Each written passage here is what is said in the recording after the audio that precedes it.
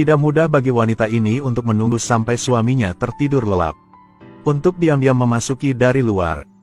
Karena takut membangunkan suaminya yang sedang tidur nyenyak. Jadi dia dengan lembut menutup pintu. Dia menatap langsung ke pria di balik tirai. Tidak tahu sama sekali bahwa suaminya hanya berpura-pura tertidur. Tindakan ini membuat suaminya benar-benar tidak puas. Dia menarik Buki. Berharap dia tidak pergi ke sana malam ini. Tapi Buki sama sekali tidak peduli dengan perasaan suaminya. Matikan lampu dan bersiap untuk pergi ke tempat tidur Zusu. Sang suami langsung sangat marah. Menyalakan lampu. Begitu membuat Buki takut. Apa yang kau lakukan? Ibu, ada apa? Nak, nggak apa-apa. Tidurlah. Bu, untuk apa kamu duduk di sana? Marah, Buki segera berlari keluar. Wajar jika dua pria dan wanita hidup dalam satu keluarga akan menimbulkan konflik. Beberapa bulan kemudian, bayi Buki dan Zusu lahir. Adalah anak laki-laki. Suaminya adalah Wulu di luar sangat tidak bahagia. Karena dia telah mencoba berkali-kali, tapi anak perempuan semuanya. Pada saat ini, Zusu berdiri dengan penuh semangat di luar.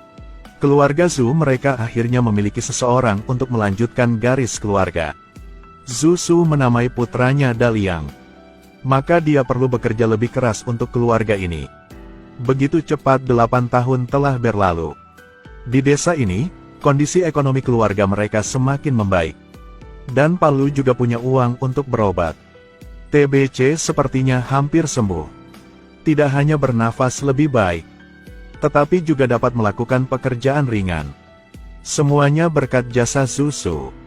Tapi tak disangka, Palu adalah orang yang tidak tahu berterima kasih. Melihat kondisi keluarga tampaknya sudah baik. Tubuh hampir sembuh. Dia mengira rumah ini tidak membutuhkan Zusu lagi. Jadi dia mulai membuat masalah bagi Zusu. Satu malam sebelum malam tahun baru, Buki telah menyiapkan nampan berisi nasi untuk dimakan bersama keluarganya. Daliang yang ceroboh menumpahkan kecap. Palu menggunakan ini untuk memarahi anak laki-laki itu. Anak nakal ini. Sebodoh keluargamu. Cepat keluar. Zusu tahu dia memarahi putranya. Tapi sebenarnya mau memarahi dia. Karena Daliang adalah anak kandungnya sendiri, dia memilih bersabar. Dia diam-diam bangkit berdiri. Menggunakan lengan bajunya untuk menyeka kecap yang tumpah. Lalu keluar tanpa berkata apa-apa. Buki melihatnya dan sangat marah pada suaminya. Jadi dia meletakkan sumpitnya. Awalnya adalah malam tahun baru yang bahagia. Tetapi suasana ini dirusak oleh Pak Lu. Buki sangat marah dan keluar untuk mencari Zusu. Tetapi Zusu tidak ingin kembali ke meja makan. Dia merasa sangat terluka. Jika kau tidak makan, aku tidak makan lagi. Jangan salahkan dia lagi. Jika kau menyalahkannya, maka salahkanku. Setelah begitu banyak nasihat, Zusu dengan enggan kembali ke kamar. Tapi yang tidak dia duga adalah kelemahannya membuat Pak Lu tidak merasa bersalah. Tetapi sebaliknya, dia melakukan hal-hal yang lebih ekstrim. Dia menggunakan uang yang diperoleh Zusu untuk membuka toko kelontong kecil di desa. Tiba-tiba mengubah dirinya menjadi pengusaha. Tidak tahu siapa yang melindunginya, tapi membuatnya semakin memandang rendah orang lain. Suatu hari Zusu dan Buki ingin membawa barang-barang. Sementara ditempatkan di dalam toko kelontong, ini membuat Pak Lu sangat tidak puas. Itu tidak diperbolehkan untuk menempatkan di sana. Kalau gitu, di mana? Dapat meletakkannya di mana saja, tetapi tidak dapat meletakkannya di sana. Mendorong ke tempat Beijing. Jika menempatkan barang di Beijing, mana tempat akan dia tinggal? Berdiri di luar pintu seperti itu, bagaimana para pelanggan bisa masuk? Zusu tahu di begitu banyak bicara. Tujuannya tetap untuk mengusirnya. Sepertinya dia tidak bisa tinggal di keluarga ini lagi. Jadi dia menjelaskan situasinya kepada Buki. Dan bersiap untuk pergi keluar selama beberapa hari untuk menghilangkan stres. Buki mengerti Zusu. Tahu dia berusaha keras untuk keluarga ini. Tetapi dia menderita banyak kebencian. Jadi dia setuju dengan Zuzu. Juga setuju bahwa dia kadang-kadang akan mengunjunginya. Setelah Zuzu pergi, Buki menyalahkan Pak Lu. Adalah orang yang tidak tahu berterima kasih kepada orang lain. Rupanya, Pak Lu sengaja membuat masalah dengan Zuzu selama beberapa tahun terakhir. Dia telah melihat semuanya. Tahun itu dia ajak Zuzu masuk, sekarang mau suruh dia pergi. Memang benar tidak ada rasa terima kasih kepada siapapun. Siapa sangka, dia benar-benar mengabaikan kata-kata istrinya. Sebaliknya, dia menyalahkan Buki sebagai tipe orang yang banyak bicara. Masa lalu adalah masa lalu. Sekarang adalah sekarang. Kami miskin saat itu. Hampir mati kelaparan itu sebabnya aku memanggilnya ke sini. Sekarang kami punya uang.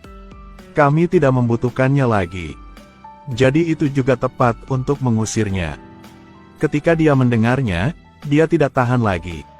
Bagaimana dia bisa bertemu dengan orang yang begitu picik? Apalagi dia adalah suaminya. Dia sudah cukup bertahan. Anak-anaknya di rumah bersekolah, penyakitnya sembuh.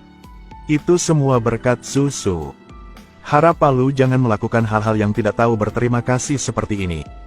Melihat Buki membelanya seperti itu, dia juga sangat marah. Terus terang, tidak dikatakan bahwa mereka berdua bisa tidur bersama. Tapi sekarang jatuh cinta, kan, dan ingin meninggalkannya. Buki selesai mendengarkan saat dia sangat marah. Bajingan. Jika kau mengatakan itu maka kau bukan manusia lagi. Aku awalnya pergi ke Beijing. Yang bersamanya adalah seorang gadis. Apa salahnya? Dia juga seorang laki-laki. Bagaimana seorang pria bisa bertahan tanpa seorang wanita? Keduanya bertengkar tidak menyenangkan. Membuat Buki sangat kesal.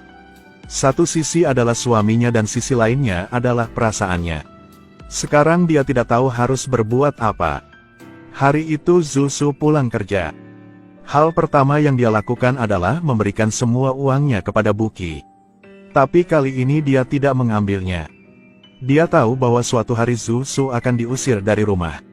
Jadi katakan padanya untuk menyimpan uangnya. Di masa mendatang, akan perlu menggunakan uang. Zuzu mengerti apa yang dimaksud Buki.